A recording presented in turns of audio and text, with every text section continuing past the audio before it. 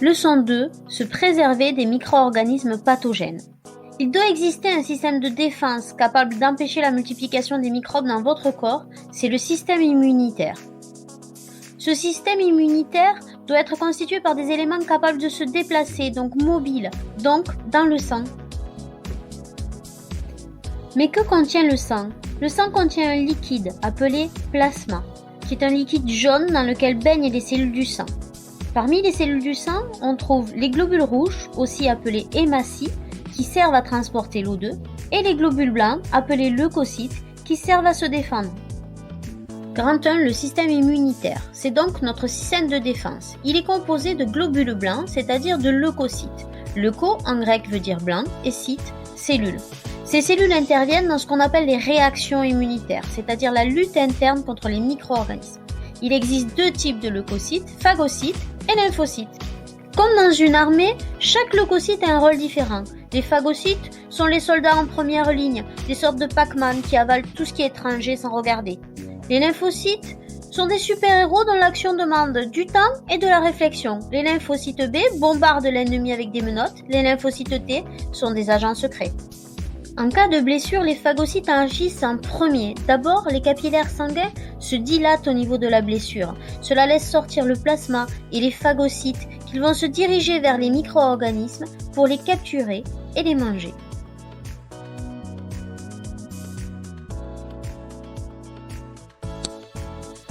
Oui, vous avez bien entendu, les phagocytes vont manger les micro-organismes. On voit ici un phagocyte, cette espèce de grosse patate déformée.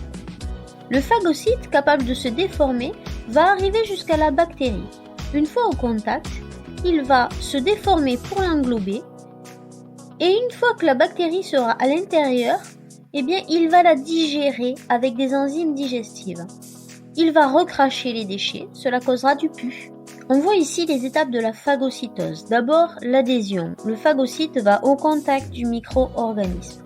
Ensuite, l'ingestion. Le phagocyte va se déformer pour englober le micro-organisme. Puis, il va le digérer, c'est la digestion. Et ensuite, il va recracher, expulser les déchets. L'action des phagocytes s'appelle la phagocytose. C'est une réaction immédiate et très rapide, car elle est non spécifique. Non spécifique, cela veut dire que cette réaction est toujours la même, quel que soit l'élément étranger. Le phagocyte ne va pas chercher à savoir quel est l'élément étranger. C'est étranger. Le lymphocyte, pour agir, lui, devra reconnaître l'élément étranger. Ceci sera possible car tous les éléments possèdent à leur surface des marqueurs. Ces marqueurs s'appellent des antigènes. Ce qui est à nous s'appelle le soi, ce qui n'est pas à nous s'appelle le non-soi. Voici quelques éléments reconnus comme étrangers. Les micro-organismes, bien sûr, mais aussi de simples molécules comme le poison des bactéries ou des molécules présentes sur l'alimentation, des éléments étrangers, gravier, poussière, épines, nos propres cellules si elles sont infectées par un virus ou modifiées par un cancer, et même des cellules greffées. Le lymphocyte B est très efficace, mais il n'est ni rapide ni courageux. D'abord, il doit reconnaître l'élément étranger. S'il arrive à le reconnaître, il va aller se cloner avant d'attaquer. Puis, il reviendra produire des anticorps qui sont des menottes qui vont permettre d'arrêter l'élément étranger. Le phagocyte finit le... Donc, contrairement aux phagocytes, les lymphocytes sont très spécialisés. Ils doivent reconnaître l'antigène, puis se multiplier et ensuite produire des anticorps qui vont être capables de menotter, de bloquer l'élément étranger. Le phagocyte finit toujours le sale travail en mangeant les éléments menottés. Les lymphocytes capables de produire des anticorps s'appellent les lymphocytes B, mais il existe une autre sorte de lymphocytes, les lymphocytes T. T pour tueur, car ces lymphocytes vont être capables de tuer des cellules de votre corps. Ce sont des espèces d'agents secrets qui ont le permis de tuer, de faire des sacrifices.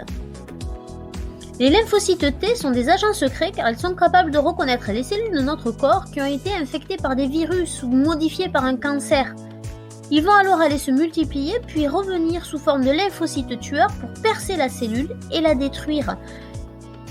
C'est ce qu'on appelle le baiser de la mort.